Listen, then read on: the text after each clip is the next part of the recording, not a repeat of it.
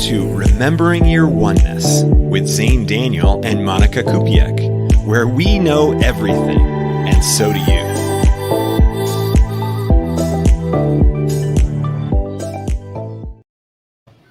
All right, we're back, and we know everything, and so do you. Oh wow, we haven't said our tagline in a while. No, it's great because we all have universal knowledge. We all can access all of the information that we might ever need. And we just have to know it, believe it, and then do it. I like that.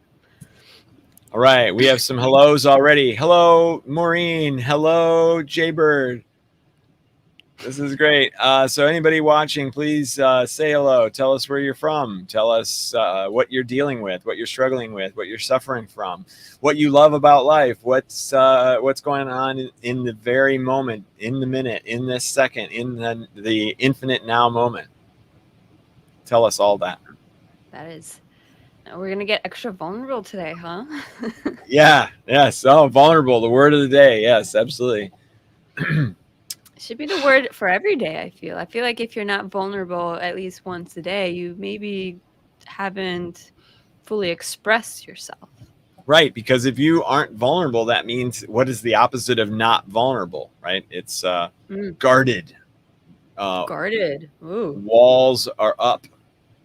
So if you're vulnerable and someone takes advantage of your vulnerability, then shame on them.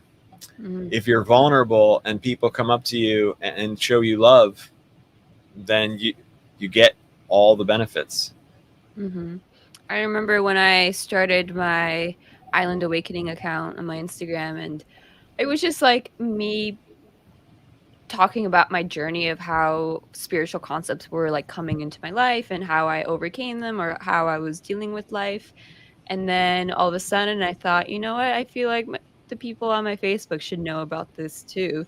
And I finally like opened up, and like I had floods of people on my inbox saying like, oh my God, I didn't know about this about you. How did you do this? Like, I want to know more. Like, I want to implement this into my life. So it's like, I feel like vulnerability is a big step into sharing your gifts into the world. And you might not even know that they are gifts, but it's just going to help you unfold even more of who you are if you do express truly, you know, your deepest, darkest secrets or something that's been bothering you, because that could be bothering within someone else and it could help them move forward. Yeah, absolutely. Okay. So now segue master, how are we going to take this vulnerability conversation and loop it into our topic for today? Our perception creates reality is our topic for today.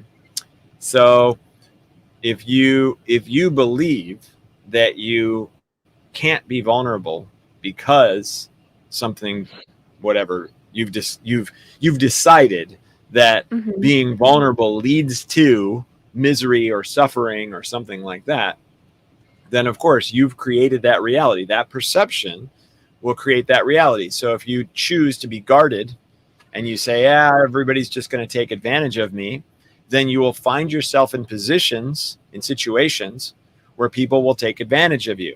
One, because you're manifesting it, and two, because you are putting that energy out there. You've got that posture, you've got whatever. And so there are people that are going to read that energy and probably feed into whatever it is that your perception is saying about your situation, them, whatever. I feel like you need to keep going. Okay. Keep going, Zane. Right. Okay. So if we've got ourselves a belief, then we, I sometimes call it rules because I come from a gaming background. I was a video game producer for 20 plus years.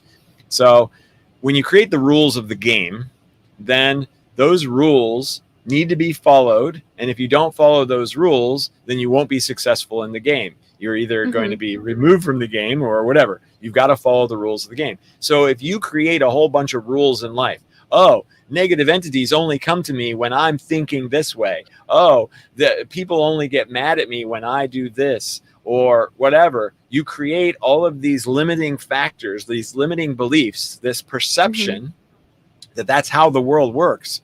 And then what you'll do is you'll find reasons to back that up, and you'll say, oh, see, my perception was right because of this and this, because of these rules. Now this Mm-hmm. is what's going to happen. And so you don't even realize that you're creating those results by making those decisions about how you're going to interact with the world and yourself and so on and so forth. So are there So situations where you yeah. find yourself doing that, Monica? Do you walk around with certain beliefs, and then when those things come true, you're like, yep, see, I knew it. I feel like maybe I did that growing up. Like, say I would ace a test and then I'll be like, oh yeah, I'm fired up. Like, I'm smart. I can like keep going and keep getting straight A's. But I feel like I definitely detached from that type of mindset when I moved to Hawaii. Because in Chicago, the plain mindset was go to college, raise a family, have kids, get a house, do all those Right. things in order. And I Right. didn't like that. I didn't feel good about that. I always felt that there was more for me to experience before I had to go and settle down. But I feel like for me was my intuition that just kept nudging me to go do something else. And I was just always super curious to why I have this voice within myself, and why is it telling me to Yeah. move to Hawaii? Why is it telling me to start painting? Or why is it telling me to like go and hang out with this person today, or go to this bar and go and why is it always telling me to do something, and when I follow it, like, I feel good? So like maybe my perception is more of like I'm following this intuition, and when I feel good by following it, I'm like, okay, yeah, I should follow this more because it's making me feel good. And then when I go against it and then I notice what happens, it's like, maybe there is this guideline to following your intuition and having this connection with yourself. But then when you follow the steps, I guess how you're saying, like, as a game, as how society's telling you to play this game of life, it's like it's not really working out for me. I feel like I constantly Right. die in the game of the society's way of doing things. Right. No, I like Or that. at I least like like that without even example. or without even like knowing it, because I mean I was before COVID I had a great job, but when COVID happened and I lost that job, for the first month I was catching up on my sleep. I didn't even realize that job was sucking the life out of me until I Mhm. actually got out of it. So it's like I was playing this role that okay, I have this, it wasn't a 9 to 5 job. It was like from 7 to 5, but like still, it's like I had this job that I went to early morning. I would go do my drive. I would go and have this routine, but I didn't realize that this routine wasn't actually aligned with my soul. And even though my intuition was like, oh, you should go quit your job, I was still staying in that job. And eventually the universe took that job away from me because COVID happened. And then it opened up so many more doors for me. So I guess it's like if you have this nudge within you to go and do something, I would recommend just following it. Not in the sense of like, yeah, you should listen to that inner voice, but it's more of like that curiosity of being so open that you are going to go and do what your intuition has told you. Now, Right. there are an ego intuition and then there's, your spirit intuition. So you kind of want to first get to know which voice is which, Yeah. because that's what I And did when I was in. usually, I'm going to interrupt you because usually the voice is negative, and that's Yeah. your ego voice, and the positive voice is generally your divine voice. Like, we could argue, but let me, like, for instance, money doesn't grow on trees, right? Hmm. If we say that thing, we believe that to be true. Our perception is that money does not grow on trees. Money is Yeah. difficult to acquire. Then we make that true because we believe that so dearly. If we say, actually, money is super easy to acquire, and I have no problem with getting any money, then that Mhm. perception becomes your reality. So that's a nice way to sum that up. So yeah, so if Mhm. that intuition voice is saying something positive, like, yeah, it's easy to acquire money, that's your divine voice. But if your voice says, your intuition says, oh man, it's going to be really hard to get money over this period of time because of this, and this, then Yeah. that's your ego voice, and it's a liar. Mhm. Yeah, Joanne said, just like when you're thinking about buying a certain car and it shows up everywhere. Yeah. Yeah. Or even a certain color. It's like some color that you constantly see on the road. And it's like Right. that color's trying to communicate to you. Right. Yeah. Thanks, Joan. Yeah. Tell us more. What else do you experience? And then we've got chatter going on now here in the group because we have old friends coming back together again. Um, we have Mandy talking to MC. This is a community. This is a family. Everybody invite your friends, and we'll all have a good time together. So, what were you saying then? So you were saying that when you've got to recognize that voice. Why? What's so important about that? And where were you going with that point? Oh, well, I was saying that when I was in high school, that's when I started to really pinpoint which voice was which and like which tone was which. And I feel like when you start to develop that relationship of who is who, then it's easier to follow that nudge because then it's like, oh yeah, this is my real intuition that's like talking to me right now. I should like pay attention and like go and follow through it. And I feel like the more you follow it, the more easier it is to then to tune into it or to then hear it more often because I hear it every day. It's like I wake up and it's like you should go do this. And I'm like, "Okay, I'll go and try to do that." But without that recognition that you have this powerful voice within you, you might feel more stuck or you might feel more, "Oh, I don't know what to do today. I'll just keep staying in bed or I'll just watch this movie." But if you have this really strong connection with yourself, I feel like you'll be more inspired or more have that more drive to go in it and maybe not necessarily achieve something in your day, but maybe do something more wholesome for yourself or take that time to do that self-care or to put yourself first. And I feel like society has this perception that you shouldn't take care of yourself first because that's selfish, and I think that's selfish if you don't take care of yourself, that is actually selfish because if you don't take care of yourself, then how are you supposed to then communicate with others if you're constantly sick or if you're constantly in a negative state?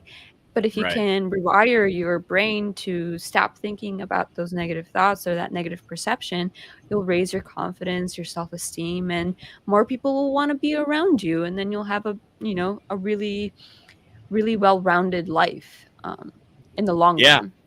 Right. It's the same thing as the airline thing, right? They're like, okay, if the oxygen masks fall from the ceiling, you have to put yours on before you help your neighbor, because Mm-hmm. otherwise, if you're passed out, you can't really help your neighbor. If you Yeah. if you, I guess I picture like you grab your neighbor's mask and you try to put on, and you're like, "Bleh," and you collapse into them, like, and then you can't get the mask on, you mess them up too, and it's a Yeah. disaster, right? So Mm-hmm. yeah, it's all about that. And when you are truly uh, taking care of yourself first, then it's easy to take care of others. But Mm-hmm. otherwise, it's a pain in the ass, and you're going to drag your crap into it. So I had a new student come into one of my programs, and he came in. He was kind of excited because he's been dealing with this negative entity issue for a while, and he told the group, and I don't even remember, but he was like, okay, well, when I do this, everyone, that's when the negative entities come in, so you don't want to do that too. And I had to like let him finish and go, those are great rules that you've created, but those rules do not apply to anyone else probably, and Mm-hmm. they won't apply to you if you create different ones. Instead Yeah. of, oh, if I do this and the entity comes and attacks me, say, actually, no matter what I do, the entity does not attack me anymore. And Mm-hmm. that would be his perception creating that reality, and he's not going to have to deal with it anymore. So it has so many benefits but it all comes down to one thing, and that is your power. When Mm. you just realize that every one of the statements that you make is essentially you using your power, then you might want to think about those statements that you make, because now you can create whatever you want. You can create any outcome that you prefer when you Mhm. actually address the way that you look at the thing and say, oh, okay, all I've got to do is think this, and this, and it's going to come true. Yeah.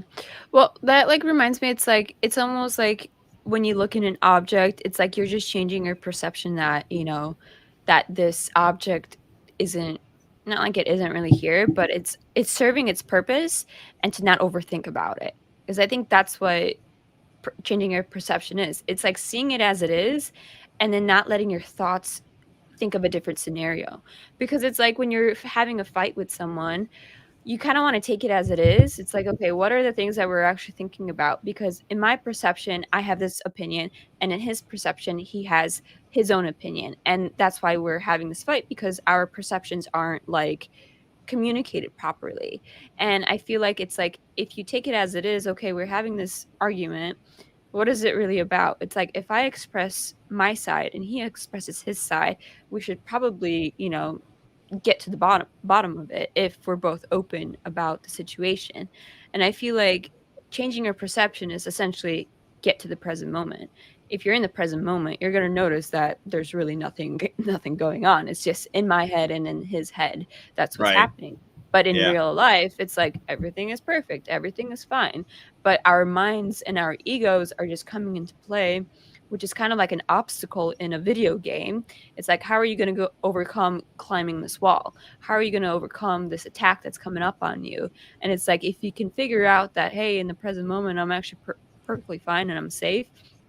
I still have so many lives to like to have, even if I do get killed in the first shot. It's like if I get killed, there's a checkpoint that I can go back to and then go back and try again.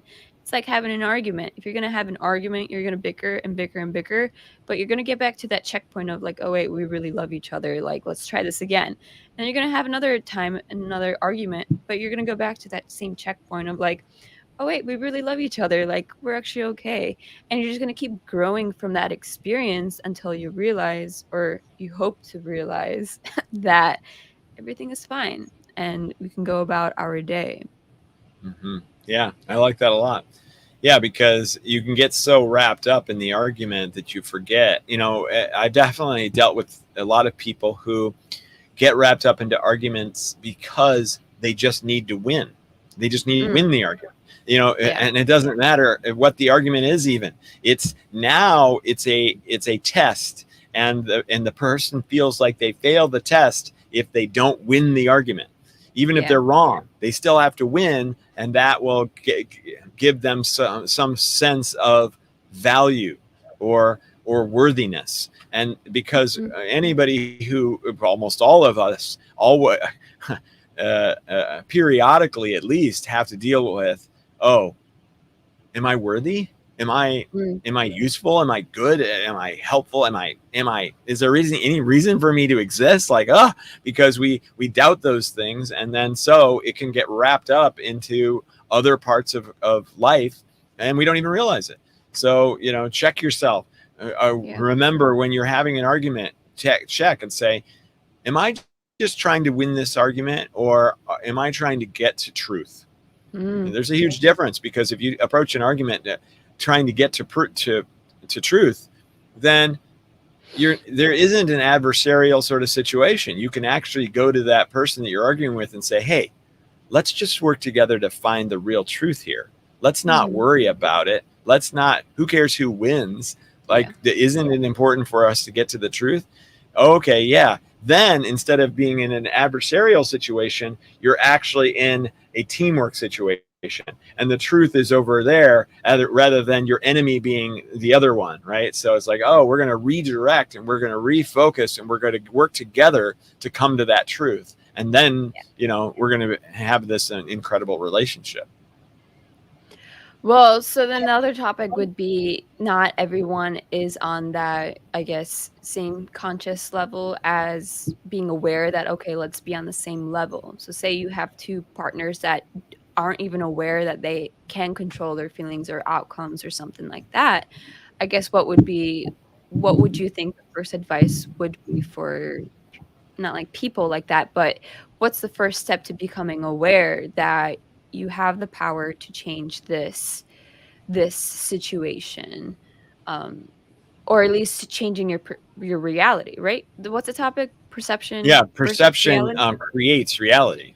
Perception creates reality. So I Yeah. think first you need to grasp the concept of you have a perception, and this perception is not like limited, but it is not concrete, because perception is constantly changing the more you evolve, say tomorrow you're going to have a different perception about your about the situation.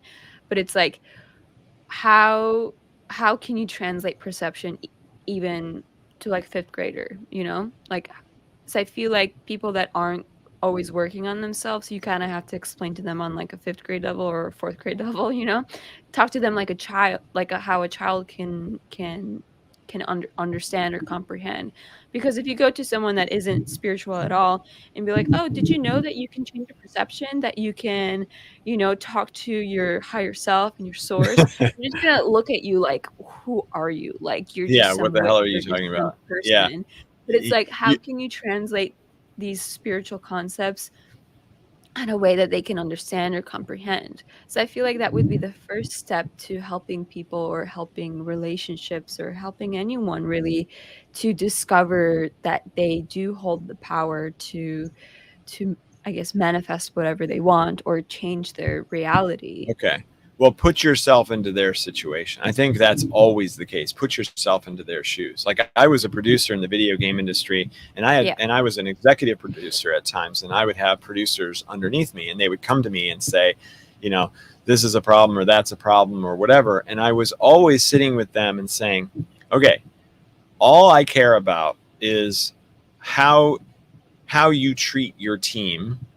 But when you're in this office with me, you can say anything you want to. You get it out. You express yourself. You show Mhm. your anger. You do whatever. We're behind a closed door. So this is your opportunity to be your true self. I'm not going to judge you. And if anything, I'm going to take what you say during your emotional outburst, and I'm going to help you some of that information when you deal with other people. Am I disappearing? If I had a problem employee, I would talk to them and say, hey, you know what? I want you to be successful. I want you to be amazing. I want you to be an incredible worker and have a beautiful career. So we have to do this together. And there's this perception. And this perception is that you're not working very hard.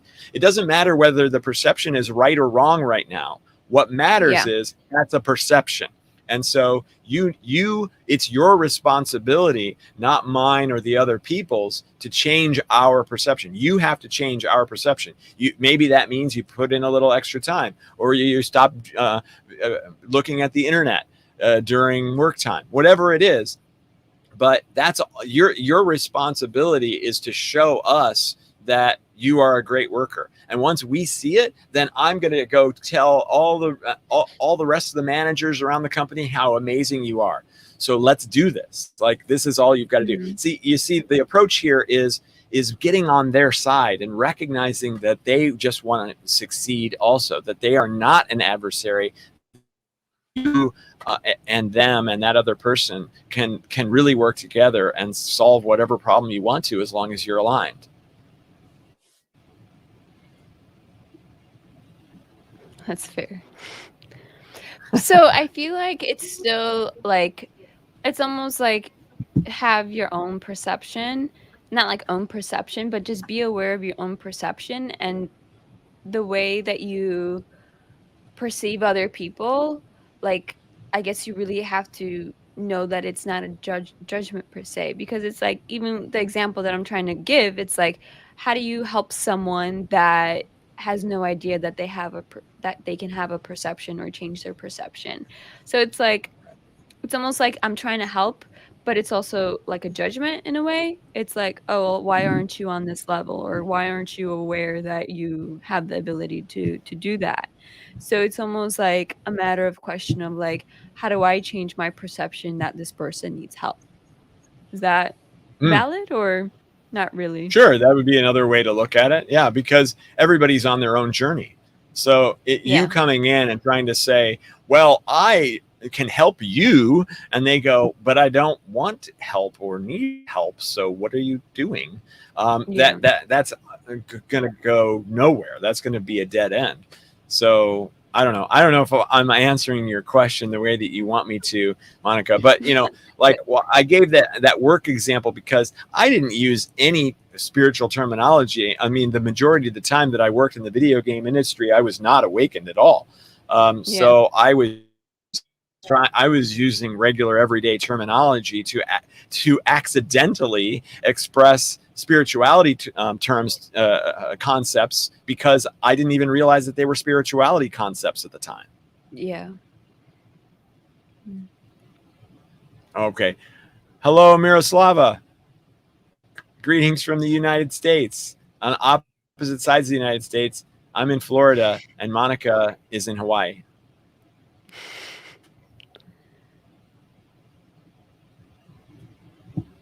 All right. Okay. So if perception creates your reality in a negative, it can also create your reality in a positive. If you decide that you are powerful, then you will be. If you walk into a room and say, oh my gosh, those people, I'm intimidated by those people, then you're going to act accordingly. But if you walk into a room and say, they're just people, they have to pee and poop just like everybody else, so I'm just going to go ahead and treat them like people, I'm going to treat them like friends, then you're going to go ahead and jump into that situation in a completely different reality. And that perception will be that you are just like me. And actually, there's no reason for me to be intimidated by you. So I'm not going to be. And that will become the reality. Yeah. So what are some points that you talked about in your video? If you want to discuss your video. Yeah. Well, yeah. Okay. So if anybody's not quite sure, what we do is our topics are generally based on a video that I release every Thursday. So each week I release a new, each week, I think she must have liked that comment. Each week I release a new video on a particular topic, and so this week is perception creates reality. We've actually kind of already talked about everything that I talk about in the video. It's a fairly short video because it's a basic concept. It really is just about what is this? Check yourself before you wreck yourself, as Mandy said. If you just go along with your normal programming, your societal programming, your parental programming, your school programming, all the programming that you've received, and you just go through life going, well, this always turns out bad, and this you can't have, and you can't have money, and you can't have fame, and you can't have a great relationship because my parents had a crappy one. If you go through life with those perceptions, then that will be the reality that you have in this life. So it's breaking out of that programming and saying, hey, even though my parents had a crappy relationship, I'm going to have an amazing one. Even though my teacher told me that I can't write for shit, I'm going to still learn how to be a great writer. That's the thing that I'm mostly talking about here. So it's changing the perception of what other people are telling you to do or to be. Yeah, for sure. Or the way that you look at the world. Government is out to get us. Government is here to, strip us of our rights and make it so that we can't do this and that. And so government is bad, and I hate everything government, and I hate this type of government, right? Like, so we're creating this reality. Oh, conspiracy theories, they're all true and everything's going to hell, and we've got these leaders that are doing this and this sort of thing with the disease and that sort of thing. You're creating that. You're making that true by buying into all of that stuff, all the different types of propaganda. Instead, all you have to do is step back and say, everything's kind of okay, like I'm all right. And yeah, there's some things that are different than they used to be, but that's always going to be the case. And so I welcome new changes because they bring about beauty, they bring about transition, they bring up about new possibilities. And if your reality, if you perceive that that's what is going on right now, that we're actually creating a new reality, we're creating a new society, we're moving into a fifth dimensional experience, then you are helping to create that reality.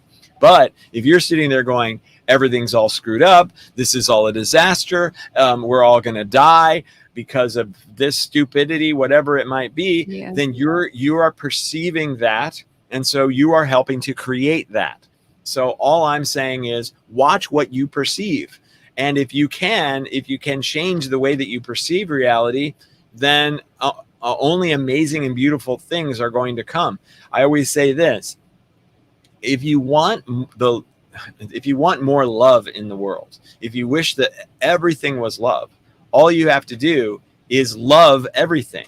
If you love all, then love is all that you will see.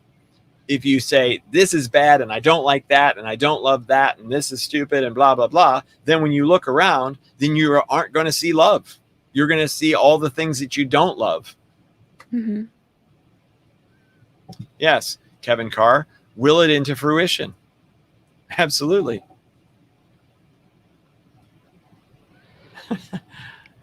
Kevin Carr, he's a new friend. We met when we were in, where the heck were we? We were in Miami. So thanks, Kevin, for tuning in. It's nice to see you here.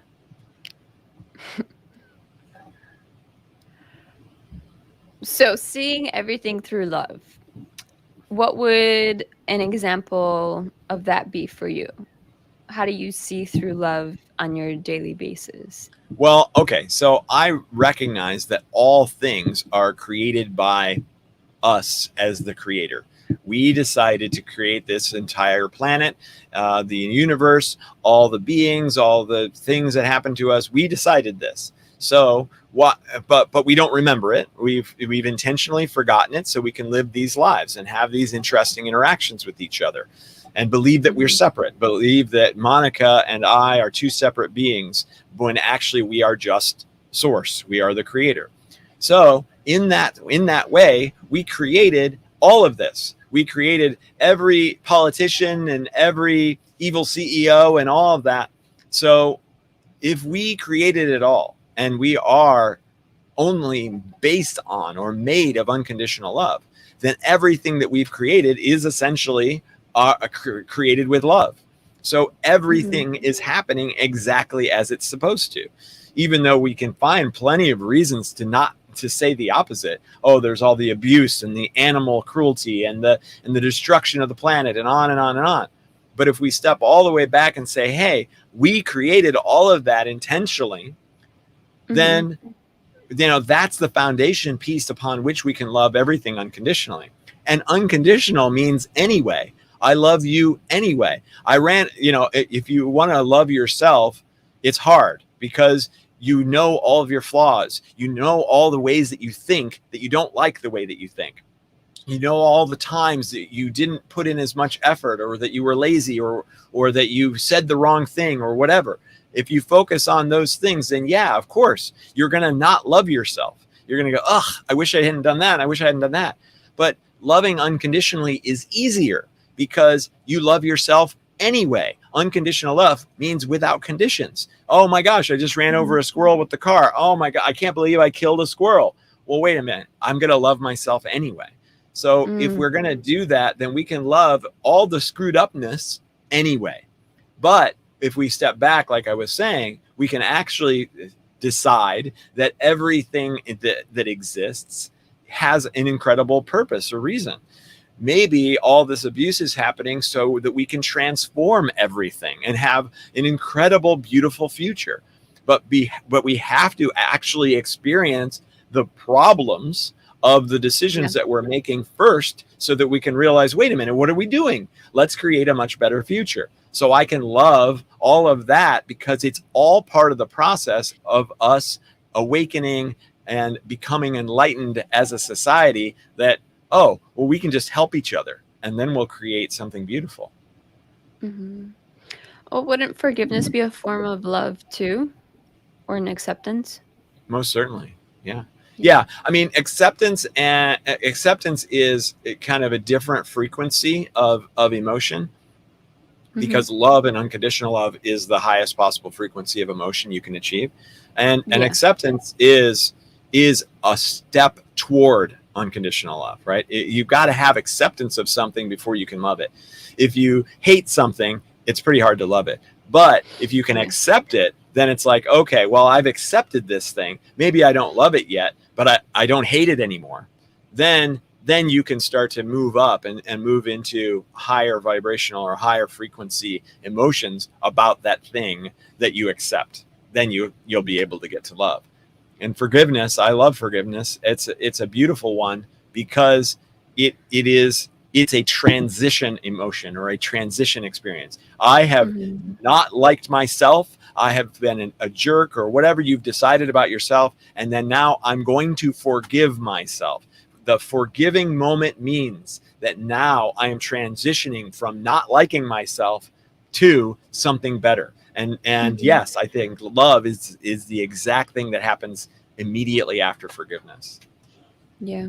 Well, when I was talking about my journey in high school of how I was determining which voice is which, that ego voice or that intuition voice, I was practicing a lot of forgiveness because I was going through the Course in Miracles like book or the workbook things. And the workbook thing is all about just changing your perception about your reality.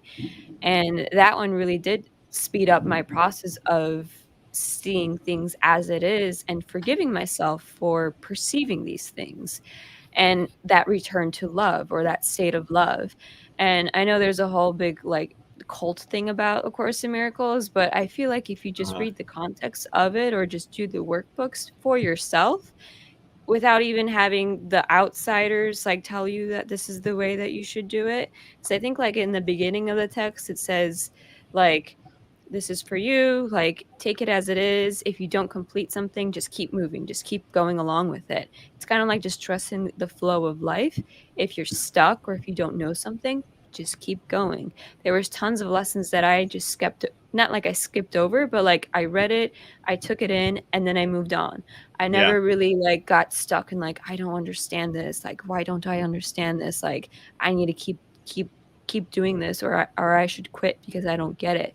It's more of, like, just trusting that flow of, "I'm changing my perception right now of who I am and what I am to understand my self-forgiveness and the love that I carry of who I am," or what I am, I should say.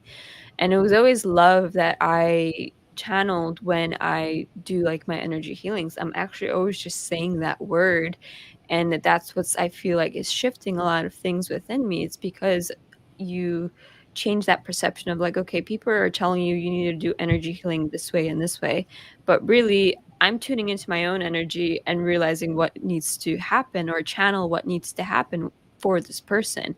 It's never this step 1 or step 2 or step 3 and then you're gonna be healed. There's actually step X, Y, and Z that's, like, in step 1 and 2 that you need to go through. But if you're not following that flow or following that, like, "Okay, I'm gonna be at this person's head, and now the energy tells me to go to the stomach," instead of going down through the neck and then through the shoulders and then all the correct ways of doing it.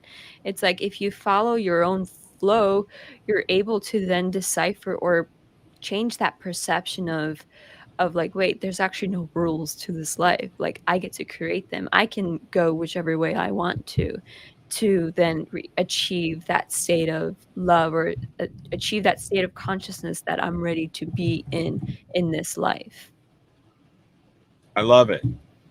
Listen, there are actually no rules in this life. We always think that there are. Oh my gosh.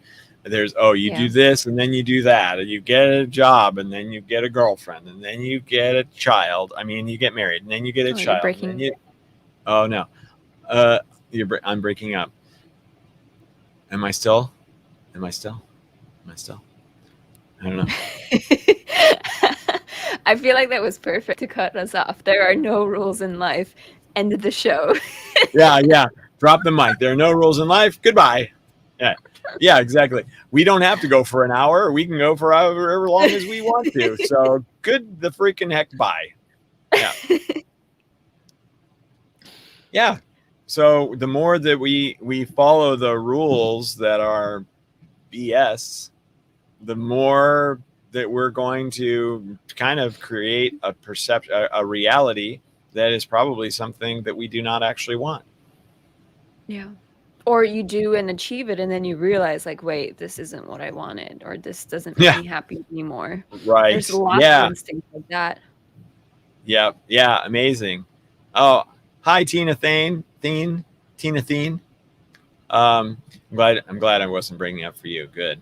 Um, so yeah, I mean, like we if we decide that, okay, in order for me to be happy, I have to have a job, I have to have a house, I have to have a nice house, and it has to have these sorts of things in it, and I have to have this sort of car, and so on and so forth. We know all this, but ultimately, the more that we create those rules and those limitations, then we're attached to those results.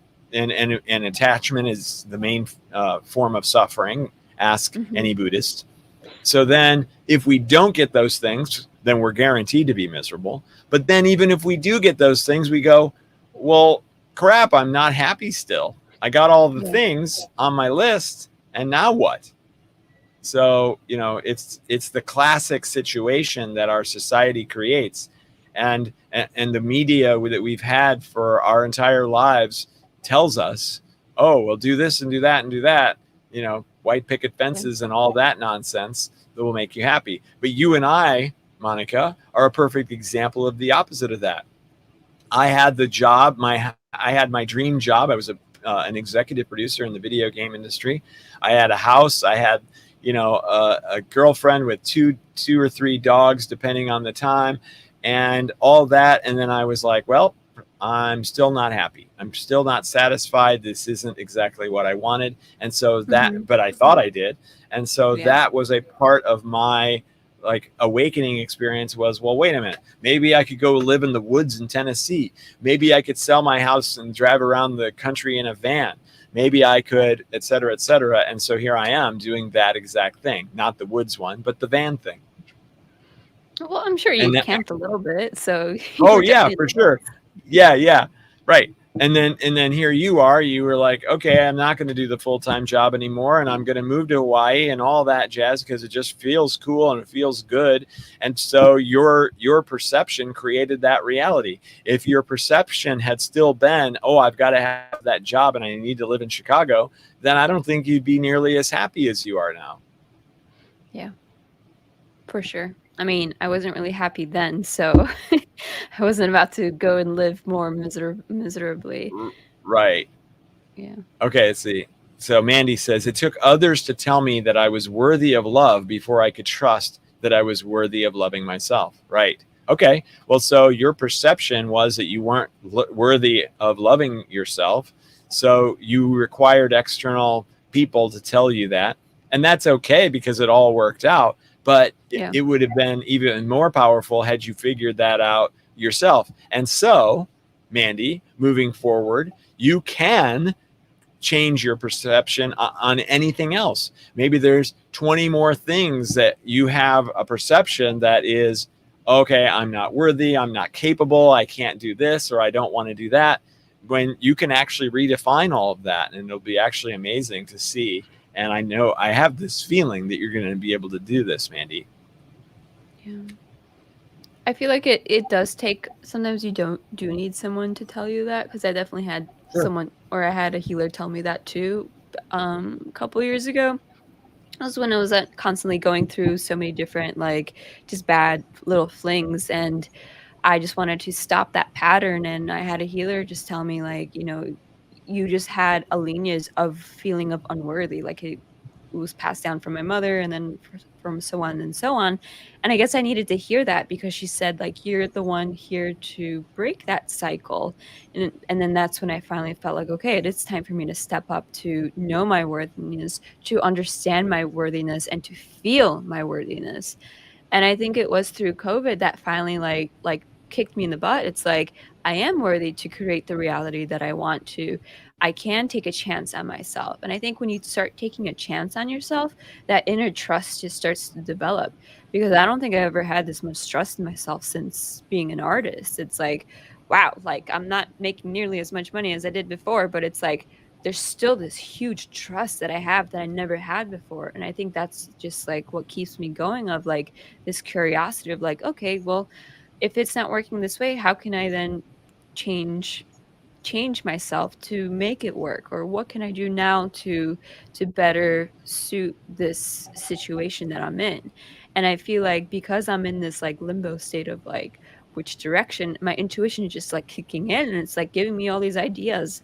And if I had that 9 to 5 job, I would be like not nearly as I guess intuitive, or like having that trust of like, okay, let's try plan C, let's try plan D now, and F and C.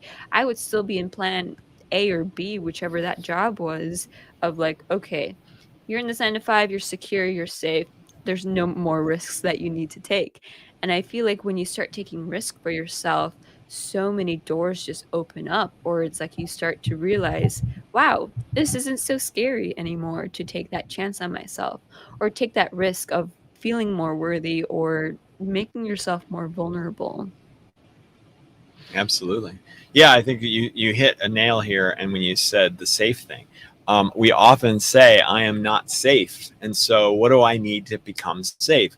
This is, of course, us going back to our primitive survival based Mhm. programming. Oh, okay. On this treacherous planet, if I'm wet and I'm trying to sleep, I'm not going to be able to sleep if I don't have the food, if I don't have the water, if I don't have the comfort, if I don't have the warmth, then I am not safe. And so we Yeah. create this thing that goes way beyond that. Maybe those things are very true. You'd be uncomfortable, but will you not be safe? Well, you're just at least not comfortable.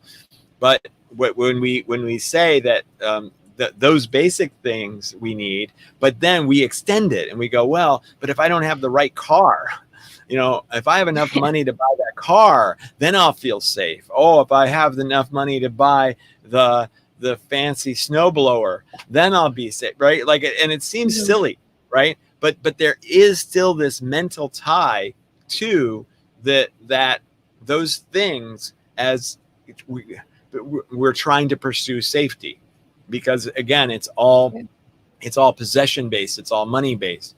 I really think about this a lot, because I reduce my possessions down to fit inside a very small space, and Mhm. I realize still there's a lot of stuff in here. Like, I carry around a lot of stuff with me. Do I really need all this stuff to survive? I Yeah. still question that, right? And I see that, people travel on vacation, so they've got their bags and they've got all of their stuff that they need in order to survive. I got the clothes and I've got the toothbrush and I've got my laptop and my, all these things. Like, well, we're still extending beyond what we really need to survive. I mean, we truly Mhm. are animals. We should be able to just walk around naked in the woods and be fine. But there's this feeling that no, that is not true, and so that perception creates our reality. I'm not suggesting we all get naked and go live in the forest, but still, you get the idea where I'm going with this. Mhm. It's like redefining your minimalism, like living in a way.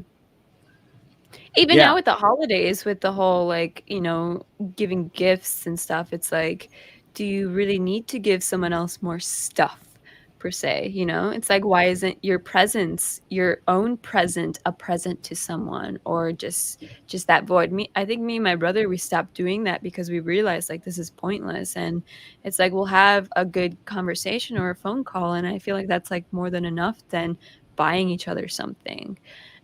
But I feel like we were both grown up with our mom just loving to give us presents or gifts. And it's like now it's engraved of like, oh, like, do I yeah. feel guilty because I don't have something planned for her? Or like, Oh or it's yeah, like, I feel like that's her love, that is her love language. And it's like now it's like you're obligated to do something for someone because that's just the way that they like to receive love.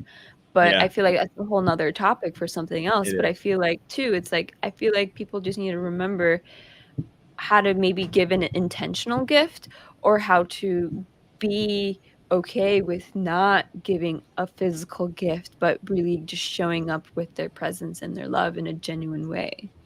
Right. Yeah. It's very.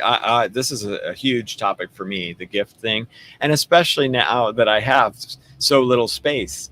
So Mhm. I have to do this weird thing when someone gives me a gift. I could either just take it and say thanks and then throw it away or give it away Yeah. because it doesn't fit, or I could choose to try to help them understand that, while I appreciate that gift very dearly, I can't, I really physically can't have it because I just don't Mhm. have the space for it. And so, the fact that you gave it to me is beautiful and loving, and thank you so much. And so, do you want to keep it? Because otherwise, I'll just be giving it away to someone else, Yeah. or whatever. So, and that's challenging because a lot of people get really hurt by that. Like, what? You won't find Mhm. a space in your vehicle for Yeah. my thing, my gift that I gave you? Don't you love me? And Yeah. so we get this reciprocal kind of thing if we're not careful. So it's always interesting, and it's kind of fun to experiment with this thing that's really ingrained in us, that we carry with us thanks to that childhood thing. Again, it's the parental programming and the societal programming that gifts are valuable, and Mhm. we need them in order to survive almost. Yeah. I was just rewatching the Harry Potters, and one of them, I think it was the second or the third one, where like Harry Potter's Muggle brother, he got tons of presents for his birthday, but he didn't get the exact number that he wanted. But the dad was like, "But they're much bigger this year," and he didn't care because he wanted that specific number of gifts. And it's like, oh, wow, Yeah. like that's like it was amusing, but it's just like, wow, there are actually people like that that they need to have that in order to fill their void or their that love that they feel that they deserve. It's like through a number of gifts or through a number of objects. Yeah, absolutely. So I like the intentional gift idea. The other thing I have a problem with is wrapping paper. I feel like that's one of those things. It's like, oh, right, okay, we're going to take these things that people are probably not going to keep anyway, and we're going to chop down a whole bunch of trees so that Yeah. we can temporarily wrap them in tree bark, because that's essentially what we're Mhm. doing, so that we can uh, rip the tree bark off of our box and then enjoy the thing. I Yeah. really feel like this is one of those times that we need to start to go, why are we doing this again? Why are Yeah. we killing millions of trees just to hide the Mhm. gift that you're only gonna look at that at the tree bark for about 5 seconds before you Yeah. tear it apart and throw it away? Like, oh, that is not something that I think that uh, is good for our planet when we're talking about things good for the planet. Yeah. Mhm. Well, I think it's just like creating that like mystery of like, oh, you thought about me. I wonder what you got for me, type of Oh thing. yes, oh I understand that's the Mhm. purpose, but it sure Well, does yeah, I seem know, like I know. Yeah, it's definitely not environmental friendly of like, okay, there's just gonna be so much waste like because of this, or how many boxes are being shipped out. And like my yeah, dad is a postal service guy, and he works overtime on like Christmas Eve and on all the holidays because there's so many packages, or it's like the yes, postal service is helping UPS or FedEx or whoever it is, and it's like mhm, because people are sending more gifts and more gifts and more gifts, and like yeah, you kind of just don't realize how it's affecting others too oh because yeah, of that. yeah. All the fossil fuels used to move products across the world is Mhm. incredible. But what was I going to say there? But how are we going to change the perception of this? Right, right. I like that. Um, and so, well, one of the things is, from my perspective, what I was kind of thinking about is, can we come up with other ways to still create that reaction, that response, like, ooh, what did you get me? Like, without having to chop down more trees? Like, can we Mm, can we reuse things? Can we use other methods that doesn't require that? yeah. I had an editorial cartoon in one of the Righteous comics that I did, which was, there's there's a guy with a chainsaw, and he's looking at this giant tree, this beautiful tree. Maybe it's like a redwood or something. And Mhm. he's just looking at it, and he looks over at off camera and says, "This one?"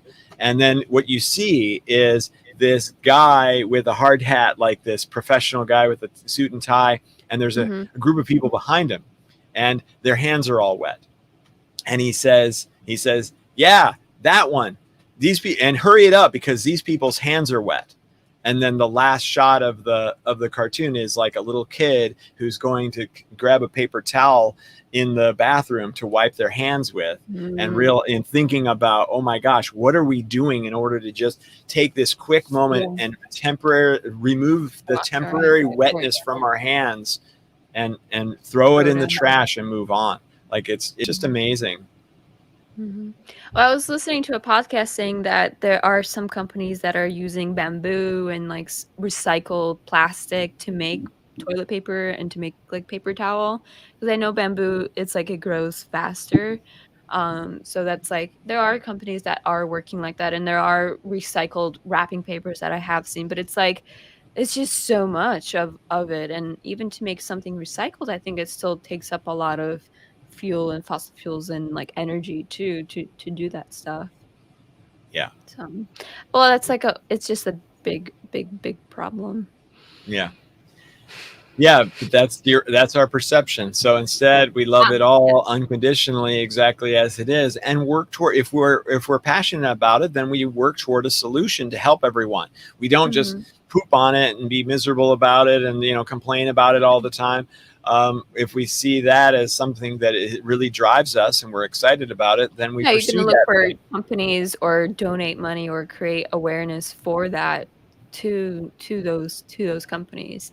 Even I'm Yeah. thinking more of too, because eventually I think I might get into making NFTs, but I'm also Mm. thinking of having like a donation to like some of the like the sustainable the people that clean up beaches around here Uh-huh. to get rid of the microplastics because that's like Oh the yeah. ocean I'm very passionate about, and like I would want to do more research about which company is more ethical or does it for the good reasons than just than Mm. doing mystery stuff that they aren't really helping the planet type of thing.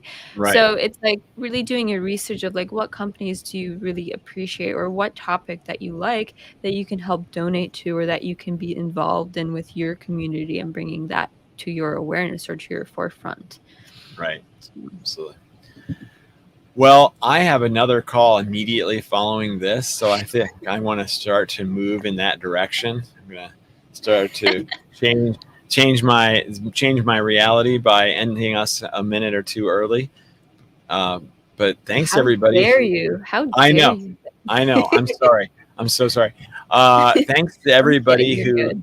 yeah, who commented and who told us their thoughts, and you know what, shared love with each other. I saw a lot of that going on in the group today, so I really appreciate that. So And then we are not doing it next week because of Christmas. correct. We'll skip next week because of Christmas. Do you want to do it on the week of New Year's? Well, I think we should follow the flow and see how it Okay. goes. Okay. Sounds good. All right, everyone. Well, thank you again as always, and Happy holidays and maybe happy new year. yeah, absolutely. And if we don't see you soon, we'll see you next year. Bye, everybody. Bye.